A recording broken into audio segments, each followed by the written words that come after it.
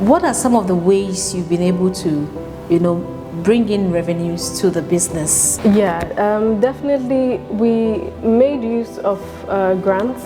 We've won a couple of grants already. How did you teach yourself? Online. YouTube? Yes. Wow. Yeah, YouTube is making a lot of millionaires. Yes, and I think it's the world's biggest university now. I tell you, you literally can go to university on YouTube. Wow. Literally. Wow. Yes. So I'm self-taught. I taught myself how to make all the snacks that I'm making now.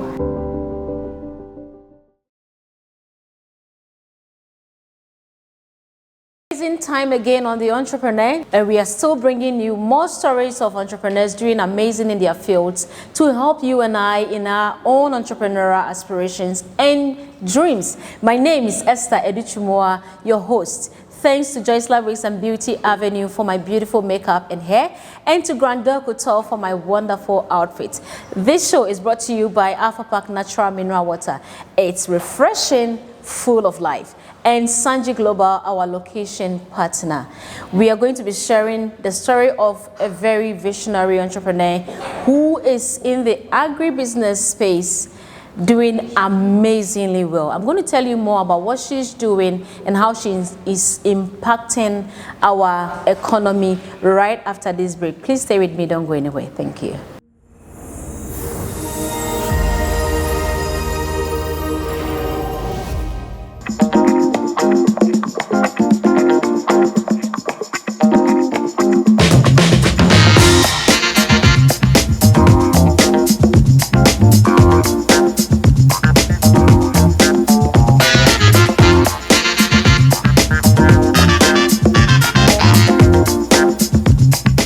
Bonds are built on what people have in common. No matter where we are, everyone drinks for the moment. We drink with joy.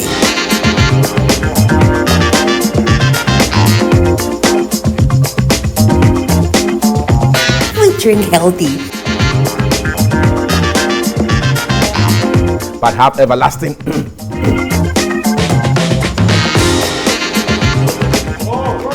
life. Hallelujah. We drink Alpha Pack Mineral Water. Alpha Pack Mineral Water. Refreshing.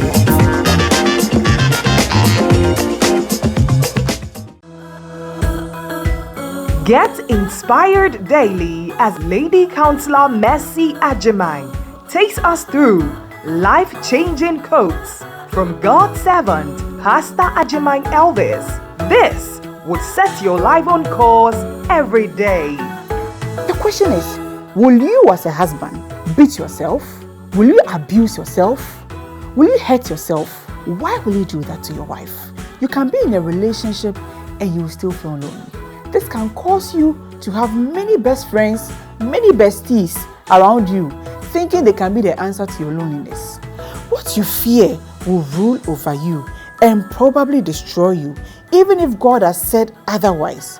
In fact, the person who will annoy you the most is the one you love. Those that wish you dead, destroyed, unemployed, bitter, abnormal, poor, unmarried, they will see you better, blessed and flourishing in Jesus' name.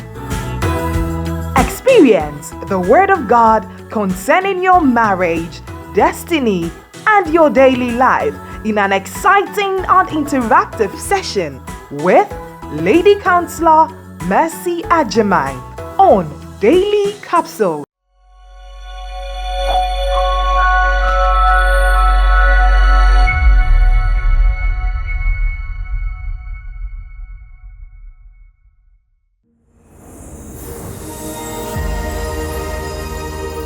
Thank you for staying with us for that quick break. Welcome back to The Entrepreneur. Today, I have the privilege of chit-chatting with Ruth Amoako Eduse. She's an entrepreneur who has passion for organic agriculture and healthier food for the economy, especially providing plant-based food that are healthy for those with certain kind of underlying health issues. And we're going to hear more about what she's doing right from here. Ruth, Yeah. I'm so glad to finally have you. Thank you for coming to the Entrepreneur Show. Yes, I'm so glad to be here as well. So. I hope the year has been good. It has. It has. It has been full of blessings. It has been full of growth. So I'm glad to be here, and I'm glad to share my story as well. You have a vision of providing plant-based snack for the market. What inspired this?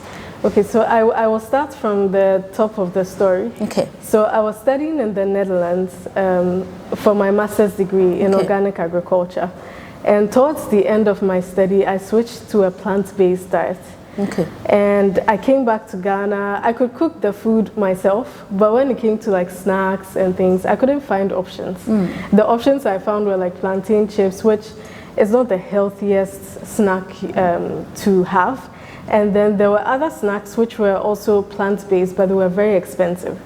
So I started to experiment, create my own snacks, and then I started posting them online, and people gained interest, and the market kept growing.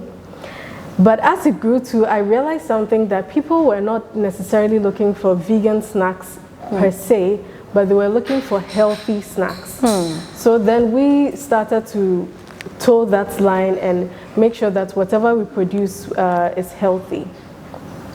Wow. So being the founder of, your name is always big for my mouth, Boujie Bakes Vegan. Yeah, Boujie Bakes Vegan. Yes. Wow. It's a mouthful.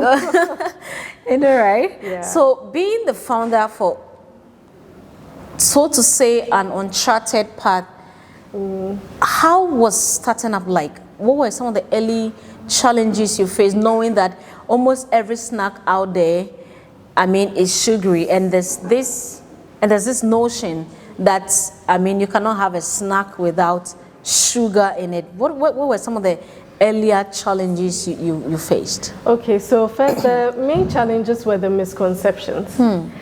For instance, when people hear vegan, they think that you are adding like lettuce to a cake. And it was quite funny but difficult to convince people that no, it's not that we are adding vegetables to the cake, but we are not adding eggs, milk or butter, but we're replacing them with healthier options. For instance, we replace the eggs with flaxseed. Flaxseed is rich in omega-3 fatty acids, which is good for our brains, etc. And in your normal diet, you may not add flaxseed, but we're giving you the option to have a snack that already has the flaxseed in it. Then you can know that you are eating a snack not just for the sake of satisfying your cravings, but also to get some nutritive elements from it as well. So one of the main challenges was convincing people to even try it. So in the beginning, a lot of the things that we did was to test the product. We gave it to people to try. We go to markets. Just even to get people to taste it was a challenge as well. And also another main challenge was the people around me, getting them to believe that the business will even work in the first place. Because the question I got most of the time was, how many vegans are there in Ghana? Are there vegans No at prophet all? is honored in his hometown, right? Exactly.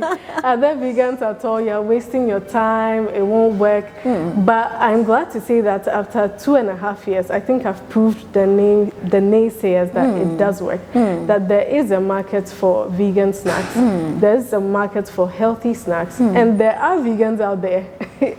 There are groups there who want to eat these kind of things. And one thing we also cater to is the diet preferences. So there are people out there who are lactose intolerant. Okay. If you are lactose intolerant, you can eat our snacks because there's no milk. We use coconut milk or oat milk. Or soy milk we've stopped using, but mainly coconut milk and then oat milk. So you can have our snacks. And if you're also, you have celiac disease, those who are allergic to gluten and co, we also make snacks without flour. So we use bambara beans, fonio, millet, sorghum. And these are grains that are found here in Ghana. So we are promoting the use of our local grains for snacks for us to eat. Yes. Wow, amazing. So how did you get back get past the skepticisms that were on the market? What strategies did you use? Okay, the main strategy I used was perseverance. I mean, for me, it was like I had jumped into an ocean and I had to learn how to swim, whether I liked it or not. So I persevered regardless. Even if you tell me it's not going to work, I will tell you it is going to work. It is working. It's not even going to work. It is already working.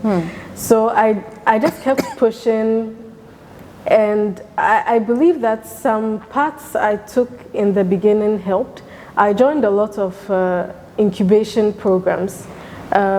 One of the main ones was the JICA Ninja Incubation Program, where they taught us how to make a new product, how to introduce it to the market, etc. That's where I also learned of the lean thinking concept.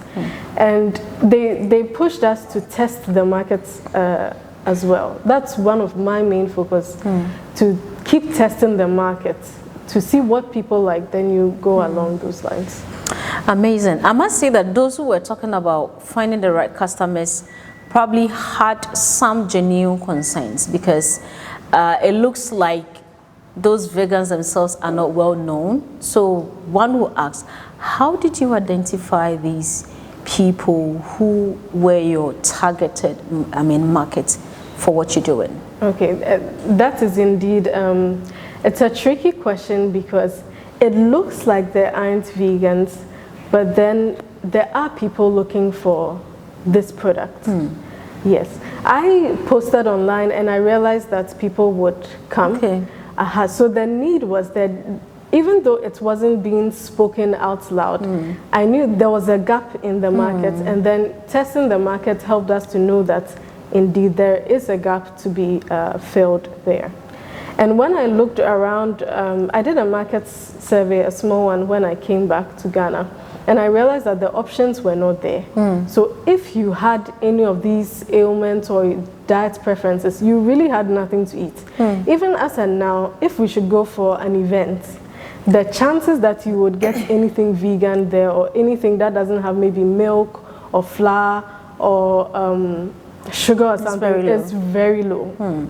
So if you are the type of person who does not eat those don't go near it at all, then you don't have an option. Yeah, that means you are not eating at the program or something. So that's made me realize that no, there are people who need these products, so why not create it for them? How have you kept your relationship with your customers? How have you get them loyal and keep coming back, probably with some referrals, which is helping grow your business? Okay, so what we did when we started the business was to do a 5% discount when you bought from us the 5th time. So it's part of our policy that if you keep coming back on the 5th time, you get a 5% discount. On the 10th, every 5th purchase, you get a discount. So that's helped people to come back. Some people wanted discounts, so they kept coming back. But I would say one of the things that kept us going is the fact that people liked the product.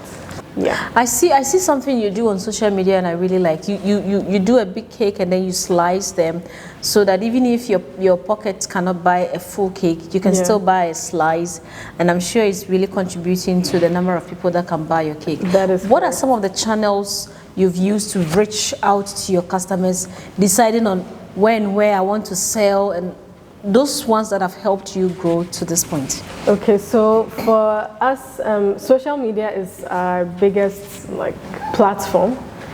So we use social media all the time. We are basically an online business.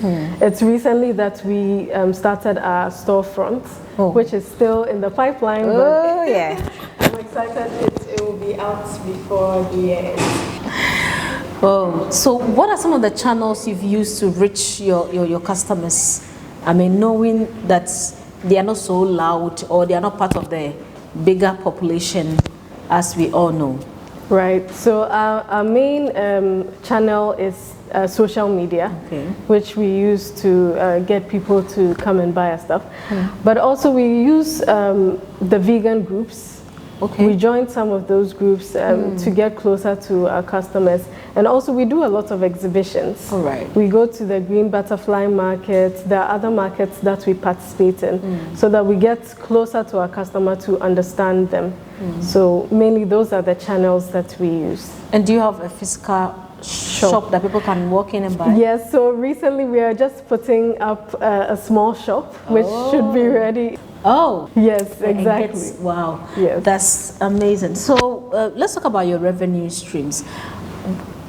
What are some of the ways you've been able to, bring in revenues to the business, aside probably sales of your products? Are there other things you do that bring in, revenue to the business? Are there other means that has helped bring in funds in building your business as it is now? Yeah, definitely we made use of grants. We've won a couple of grants already.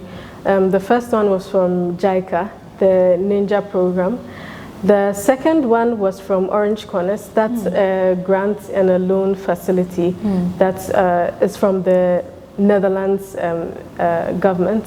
Wow. And then the final one was from Access Bank, where we won a grant from the Pitchathon, the Womenpreneur Pitchathon. So those are other ways that we got funding to help speed up the process of growth. Wow. I would say definitely you need funding to grow. So yeah. We're talking about revenue. Is this environment, where you are with this special niche, is it profitable?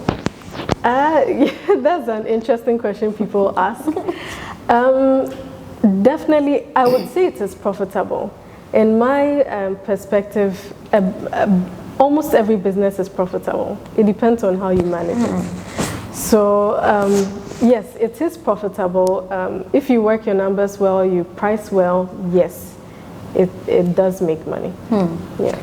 So, assuming someone wants to be in the baking business, I suppose that's the right case. Yeah, it's for me, I see it as a snack business. A snack it's business. Not just, yeah. Okay. So what are some of the resources, basic resources that are needed to start up?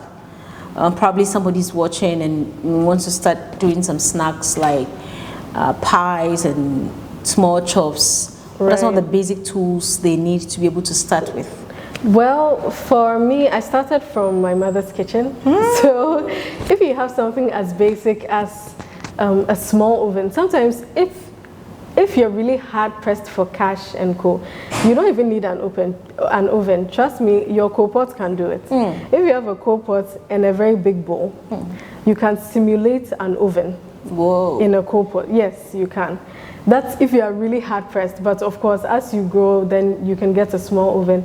Definitely you need oven, you need the small ingredients, the flour and co, etc. And then some just basic decorating tools that do not cost too much, and my advice is always to start small. Yeah, and then build up from there. Yeah, exactly. So let's look at you in a typical day. What are some of the key activities you go through in producing your vegan snacks? Okay, so usually, let's say we have a production day. Obviously, we get into our working stuff, and then we already have pre-mixes. We make sure we mix the batter, we cut the cookies, etc., go to bake them, and then after that, go through packaging.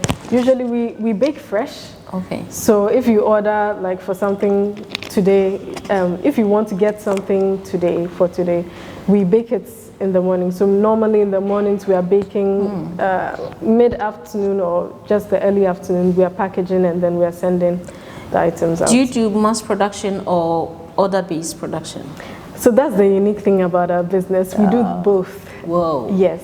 So we have a to-go snack, which I brought today. We have a snack line. It's called V-Gold, which is vegan gold, where we produce cookies and we are looking to add other snacks to it. And then we have the to-order parts, where you can order specialty cakes and cookies. Yeah. Wow. Okay. So what are who are your key partners in businesses like this? I'm asking this because probably somebody's watching and wonder, okay, so if I want to be in a business like this, who will be the key partners that I must, pay attention to? Mainly your suppliers are your key partners. And another side we tend to overlook is regulatory authorities. For instance, FDA, I'm quite big on that, so I made sure to get it quite early because you are making food for people to eat. So definitely think of the regulatory authorities, your municipality, etc. Even when you're starting, you may not necessarily have all that. I would love for us to go deep into the statutory bits about this line of business right after this break. Please stay with us, don't go anywhere. This show is brought to us by Alpha Park Natural Mineral Water, Sanji Global, Joyce Bakes and Beauty Avenue, and Grandeur Couture. Stay with us.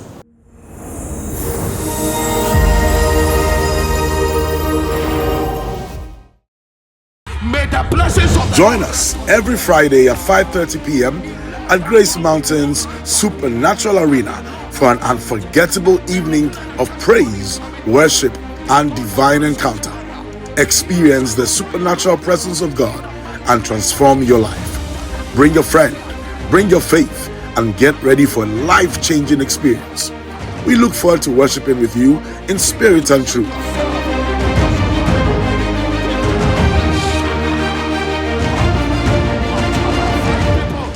Every Friday, 5:30 p.m., Grace Mountain, the Supernatural Arena. See you there.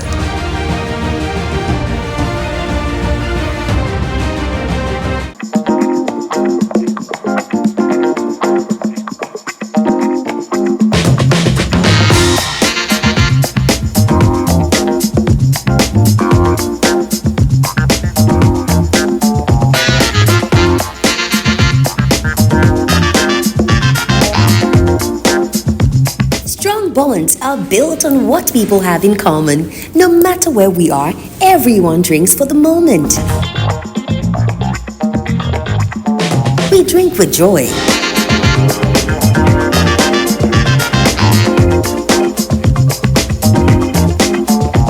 We drink healthy. But have everlasting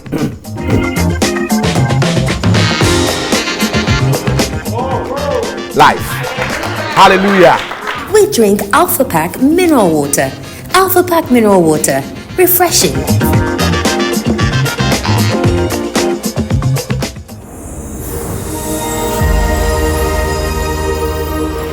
A warm welcome back from that quick break. We are still on the Boujie Bakes vegan story here with Ruth Amoako Edusai. Let's continue. This is the Entrepreneur Show. Thank you for joining us. Ruth, I would love for you to please go deep into the statutories and certifications required to be in this space, because we know that when certain things cannot be overlooked, and when the law, lay holds on you, you will not go scot-free. Can you tell us some of the basic statutory requirements that are needed for someone to be in this space? Yes, definitely. FDA is very important when it comes to this. And first things first, I would say wherever you are making the food, it has to be hygienic. I think that's baseline, even before we get to the FDA certifications, etc. Because when they come for certification, they will look out for certain things that the space must, certain criteria. Come and do inspection? Yes, that's correct. Wow. Yes, because if you are making food products for people to eat, definitely they have to certify where it is being made. So they come around to check out the place, whether it's following the regulations. And when you're done with that, then if you have products that go on the shelves, etc., then you need the food product certification. Wow. Yes, so it's quite a bit, but it's very necessary to ensure that you yourself are keeping accountable, that you're making safe food for people to eat. Yes. Wow. Are there some health tests that you'll be made to go through to certify that you are in a good position? Yes. To prepare food for people? Yes, definitely. So right from the municipality where you get your business registration certificate and the one from the municipality, there also you can have the typhoid and hepatitis tests. which is essential because those diseases can be transmitted through the food, etc. So they have us do those tests to ensure that we are not like carriers, etc.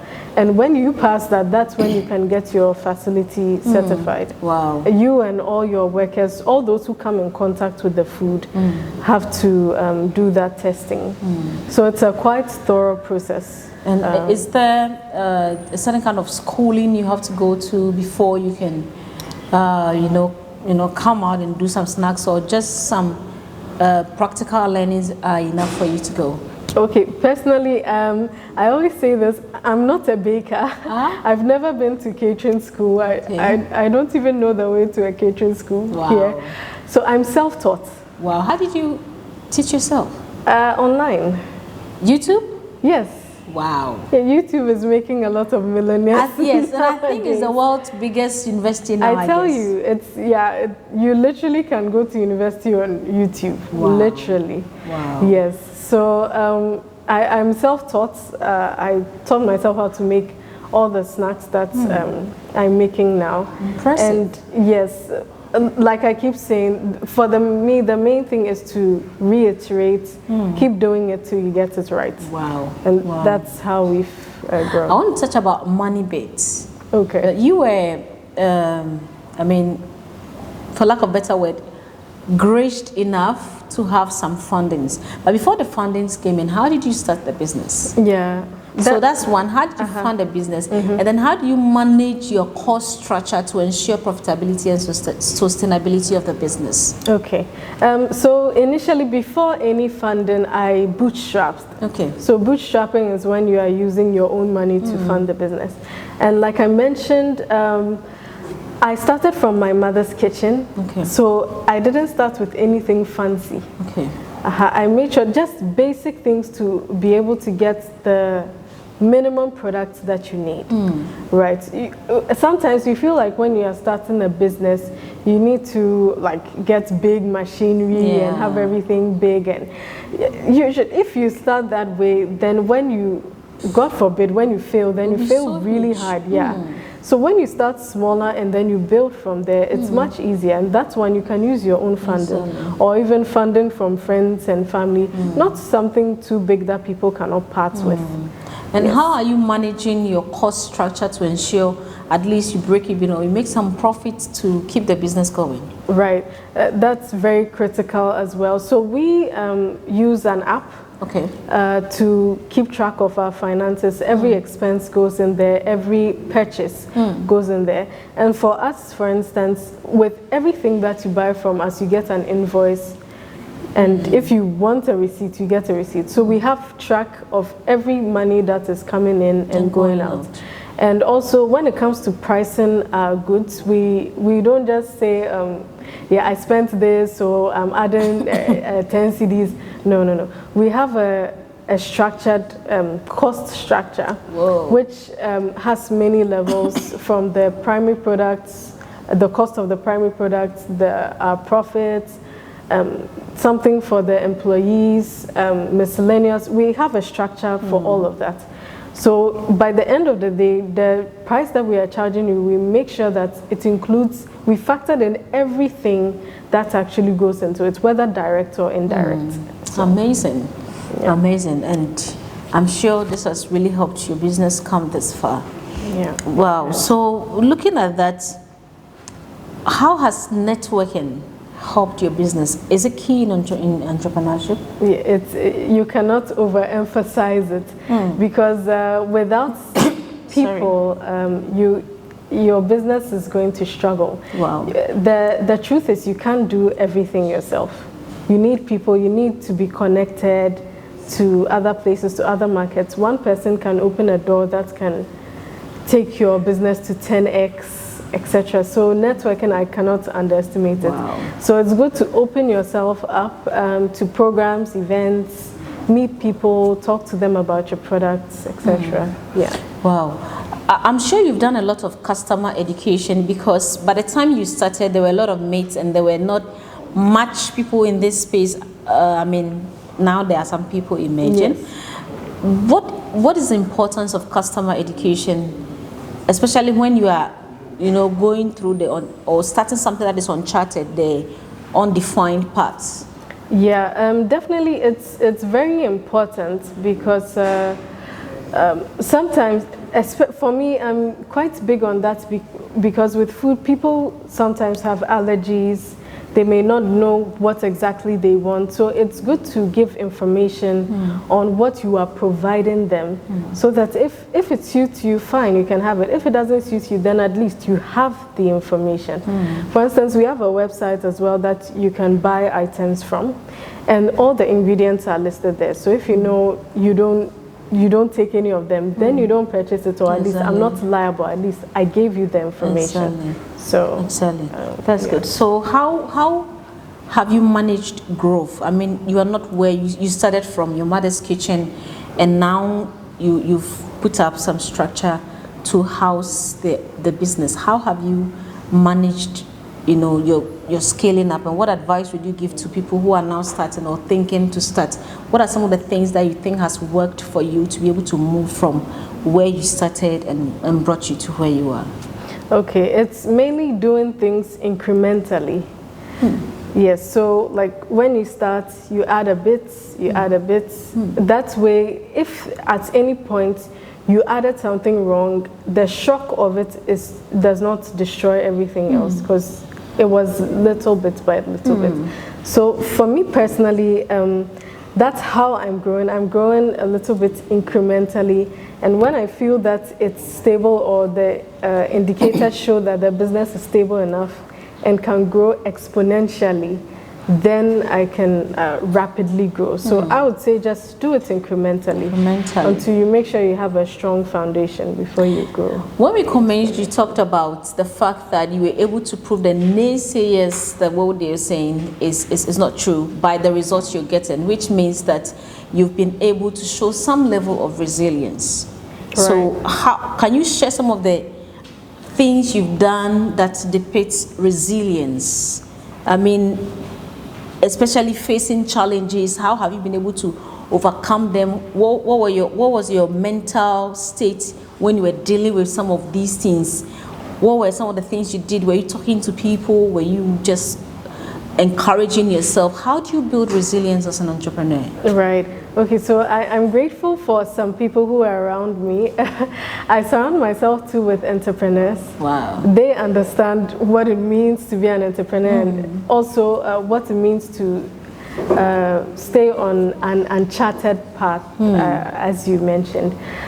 So yes, definitely the people surrounding me, and also, for instance, in the Ninja program, one of the incubation programs, all the other businesses were, should I say, not conventional, but they were things that we had seen before. And then to come and talk about, hey, I'm come to do vegan snacks, it sounded weird.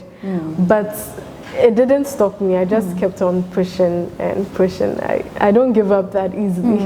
When it comes to building, I mean, getting some support systems has helped you. Yes, the support system is very important. Wow. So you are impacting in the job space. What goes into the kind of people you choose for your business to say that, okay, I want to employ you as my staff, and how do you manage them to ensure they continue the business? Because most of the time, one of the challenges the entrepreneurs have is that, okay, I don't have enough money to be paying them well, and so they come today and go. And then go. How have you been able to manage your team, and what goes into your picking of someone to work with you? Okay, so I think it all boils down to, I mentioned that a business's success is usually based on how it's managed. So for us, we are very intentional about everything. Like I mentioned, in our cost structure, we have in the parts that pays the employees. So, well, when I employ you, I try my best to make sure I pay you well. I let you know the ground rules, what is to be done and what is not to be done. We have structured like employee manuals, etc. So we know what things are about when we employ you, and we are quite selective. We try to make sure that you are a little bit educated because it goes a long way to make our work easier and make managing you easier as well. And we try not to see it like an employee-employer kind of relationship. I bond with you like, of course, there would be that level of respect and instruction, but definitely I wouldn't put you as if you're an employee, so no, I don't have a say and all that. Yeah, exactly. I vibe with you. I make sure your opinions are also counting, because my employees have also been a critical part of our growth as well. Can you take us through some of the things you do as Boujie Bakes Vegan and how we can reach you? Okay, so we make healthy vegan snacks. That's snacks without eggs, butter, milk. Yes, we make healthy vegan snacks. That's snacks without eggs, butter, milk. And we also have, oh my gosh. So you can check us out on Instagram, Boujie Bakes Vegan, and also on our website, www.bougiebakesvegan.com. And there you can get all our details. You can find out more about our products, etc. And yeah, I think that's it. Is there contacts they can call if someone wants to call? Yeah, sure. You can reach us on 059-212-0334. 059-212-0334 for all your snacks. Wow. Your final words to viewers watching you? Yes, so I'd like to encourage all of us to try plant-based one time. Something as simple as gobe is plant-based. So don't think that you cannot go plant-based. It makes a difference in your system. So I would encourage us to just try it one day, one time, and see the difference. Try plant-based snacks and see the difference. Thank you so much, Ruth, for joining us today. It's been an amazing time sharing your story, and we know that our viewers have learned a lot from you today. And if you're still with us right now, I want to say thank you for staying through to the interview. This is The Entrepreneur, brought to us by Alpha Park Natural Mineral Water. It is refreshing, it is full of life. We have our partner, Sanji Global, our location partner, who helps us with where we are shooting from. My makeup and hair is by Joyce Labricks and Beauty Avenue, and my wonderful outfit by Grandeur Couture. This is Esther Dichumo, your host. Till I come your way again next week, please keep working on your dreams, stay through to it, and surely you get there. Thank you for staying with us.